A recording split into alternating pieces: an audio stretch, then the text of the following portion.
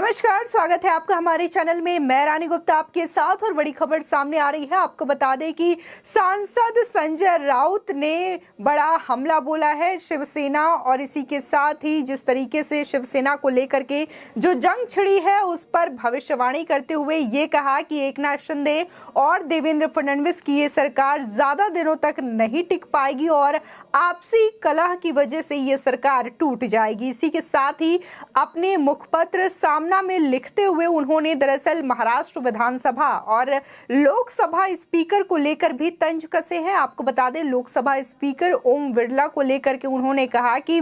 असंवैधानिक तरीकों से एकनाथ शिंदे गुट के सदस्यों को मान्यता दी गई है और ये कभी भी जायज नहीं कहा जाएगा। आपको बता दें कि जहां देखने को मिला कि एकनाथ शिंदे गुट के जो विधायक हैं उनको पूरी तरीके से समर्थन मिला है लोगों का। इसी के साथ ही उन्होंने फ्लोर टेस्ट भी पास किया और जो महाराष्ट्र विधानसभा में उन्होंने बहुमत हासिल किया तो इससे उनकी सदस्यता को भी मान्यता दी गई और एकनाथ शिंदे को उस गुट का नेता भी माना गया, जिसकी वजह से संजय राउत की जो बौखलाहट है वो दरअसल उनके मासिक पत्रिका सामना में देखने को मिली, जिसमें उन्होंने एक कॉलम लिखा और इस कॉलम में लिखते हुए उन्होंने ओम बिरला सहित महाराष्ट्र विधानसभा के स्पीकर और इसी के साथ ही महाराष्ट्र की नई सरकार को लेकर भी भविष्यवाणी की और कहा कि यह सरकार ज्यादा दिनों तक टिक नहीं पाएगी क्योंकि इस पे आपसी कलह है। जिस तरीके से देखा गया कि देवेंद्र फडणवीस ने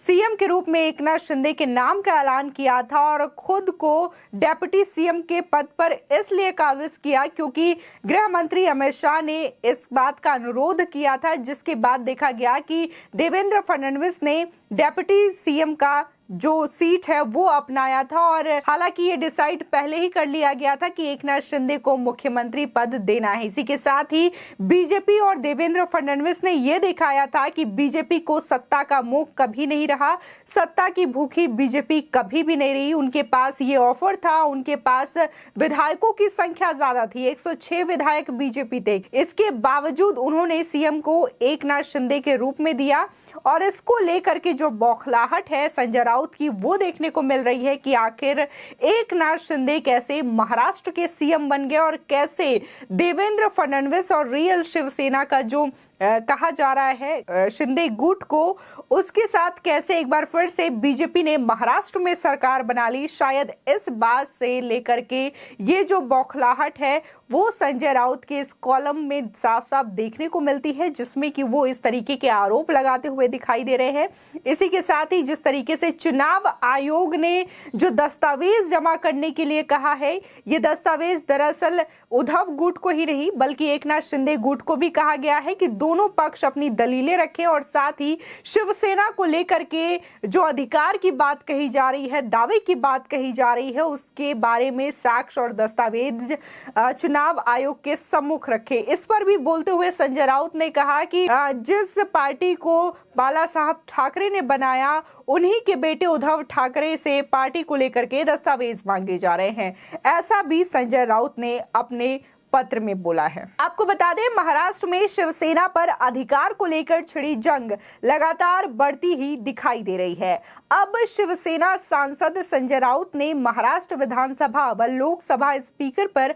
भी हमला बोला है। बता दें, संजय राउत ने शिवसेना के मुखपत्र सामना में लिखा कि महाराष्ट्र विधानसभा और लोकसभा के अध्यक्षों ने पार्टी सांसदों के विद्रोही समूहों को मान्यता देकर संवैधानिक मानदंडों का उल्लंघन किया है। इसी के साथ ही उन्होंने इस कार्रवाई को एक मंदिर के पुजारी द्वारा दान पेटी को लूटने और मंदिर के ट्रस्टियों द्वारा गुंबद को काटने के समान बताया है। साथ ही संजय राउत ने कहा कि देश में लोकतंत्र के मंदिरों में भी ऐसी ही बातें हो रही हैं। इसी के साथ ही शिवसेना नेता और उद्धव ठाकरे के बेहद करीबी माने जाने वाले संजय राउत ने आगे ये भी कहा कि चंद्रकांत पाटिल ने कल बीजेपी की कार्यकारिणी की बैठक में जो कहा उसके दिल की बात जुबां पर आ गई। चंद्रकांत पाटिल ने शनिवार को कहा कि दिल पर पत्थर रखकर एकनाथ शिंदे को मुख्यमंत्री बनाया गया है। इसी बात को दोहराते हुए राउत ने कहा कि उद्धव ठाकरे के बिना शिवसेना की कल्पना करना संभव नहीं है। हमारी आवाज को फडणवीस कभी भी बंद नहीं कर सकते। इससे पहले शनिवार को भी संजय राउत ने निशाना साधते हुए कहा था कि राज्य की जनता उन लोगों को नहीं भूलेगी जिन्होंने पार्टी की पीठ पे छुरा भोंपा है। ये दुर्भाग्यपूर्ण है कि 56 साल पहले बाला साहब ठाकरे की ओर से गठित एक पार्टी को जनता का समर्थन साबित करने के लिए दस्तावेज जमा करने को कहा गया है। राउत ने यह भी आरोप लगाया कि केंद्र एकनाथ शिंदे के नेतृत्व वाली महाराष्ट्र सरकार को बचाने व शिवसेना को खत्म करने की कोशिश कर रही है। आपको बता दें, दरअसल लोकसभा में शिवसेना के 19 सांसदों में से 12 शिंदे खेमे में समर्थन दे रहे हैं। इसको लेकर सीएम शिंदे ने कहा था कि लोकसभा अध्यक्ष ओम बिरला ने संसद के निचले सदन में राहुल शिवाले को शिवसेना नेता के रूप में मान्यता दी है। इसी के साथ ही सामना में राउत ने लिखा कि बागी विधायक यानी कि शिंदे गुट के विधायक और सांसद अब केंद्रीय जांच एजेंसियों के चंगुल से मुक्त हैं।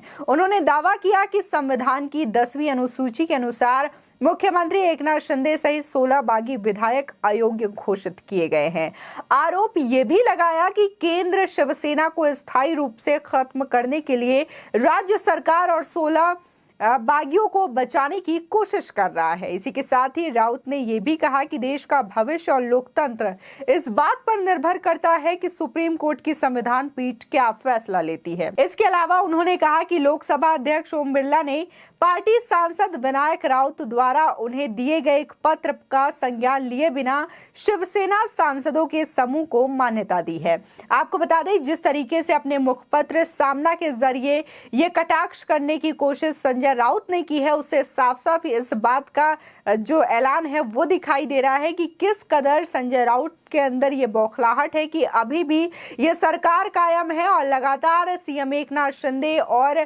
देवेंद्र फडणवीस जो है महाराष्ट्र के हित में फैसले लेते हुए दिखाई दे रहे हैं। चाहे फिर बात विकास कार्यों की हो या फिर पुराने जो केसेस हैं उनको ओपन करके महाराष्ट्र पुलिस से जाकर के आगे एक कदम आगे बढ़ते हुए केंद्रीय जांच एजेंसी यानी कि सीबीआई को देने का भी ऐलान किया है, जिससे कि ये जो डर है वो साफ साफ दिखाई दे रहा है कि महाविकास आघाड़ी सरकार में जिन जिन पार्टियों ने घोटाले किए हैं या फिर किसी भी केस को दबाने की कोशिश की है तो उनके सच अब धीरे धीरे सामने आने वाले हैं, जिसकी वजह से कहीं ना कहीं ये जो डर है वो संजय राउत का देखने को मिल रहा है। आपको बता दें, इससे पहले एक इंटरव्यू भी सामने आया था उद्धव ठाकरे और संजय राउत का, जिसमें कि संजय राउत ने उद्धव ठाकरे का इंटरव्यू लिया था और इस दौरान सोशल मीडिया पर एक अलग ही चीज वायरल हो रही है, जिसमें साफ साफ देखा जा सकता है कि पहले जब मुख्यमंत्री थे उद्धव ठाकरे, तब उन्होंने जब संजय राउत को इंटरव्यू अपना दिया था तो उस वक्त बाला साहब ठाकरे की कोई भी फोटो उस स्क्रीन में मौजूद नहीं रहती। लेकिन जैसे ही उन्होंने सीएम पद से इस्तीफा दिया, महाविकास आघाड़ी की सरकार महाराष्ट्र में गिर गई और दोबारा से वो जब इंटरव्यू दे रहे थे संजय राउत को, तब देखने को मिला स्क्रीन पर कि कैसे उन्होंने बाला साहब ठाकरे की फोटो अपने फ्रेम पर लगा रखी थी और वो दिखाने की कोशिश कर रहे थे कि वो किस कदर बाला साहब ठाकरे के विचारों पर चलने वाले लोग हैं और वही असली शिव सैनिक हैं। ये जताने की कोशिश लगातार उद्धव ठाकरे और संजय राउत की ओर से की जा रही है। बल्कि अगर देखने को मिल रहा है कि जो रियल में जो अगर विचारधारा की जो लड़ाई हो रही है कि आखिर बाला साहब ठाकरे के विचारधाराओं पर कौन चल रहा है, तो वो भी देखने को मिल रहा है कि एकनाथ शिंदे लगातार इस बात का खुले तौर पर ऐलान करते हैं कि वो बाला साहब ठाकरे के विचारों पर चल रहे हैं और उन्हीं विचारों पर चल करके वो महाराष्ट्र का विकास करेंगे और आने वाले चुनाव में अपनी जीत भी दर्ज कराएंगे। जिस तरीके से संजय राउत बार बार ये बोल रहे हैं कि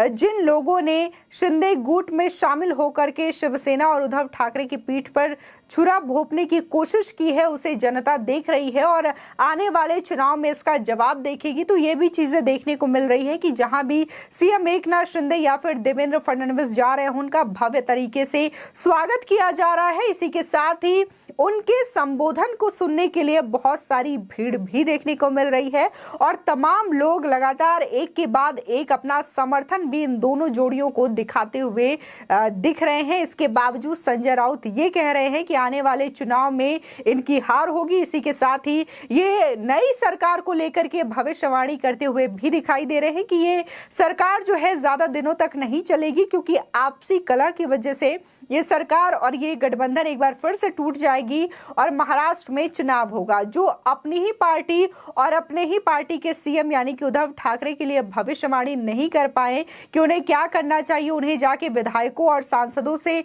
मिलना चाहिए, दूरी नहीं बनानी चाहिए। और अब जब उन्होंने उस टाइम पे भविष्यवाणी नहीं की थी, शायद अगर संजय राउत इस तरीके की भविष्यवाणी उस टाइम पे की होती तो आज सीएम उद्धव ठाकरे होते, ना कि सीएम एकनाथ शिंदे होते। आपकी इस खबर पर क्या राय है, हमारे कमेंट सेक्शन में जरूर बताएं। आगे की और भी अपडेट के लिए चैनल को सब्सक्राइब करना ना भूलें।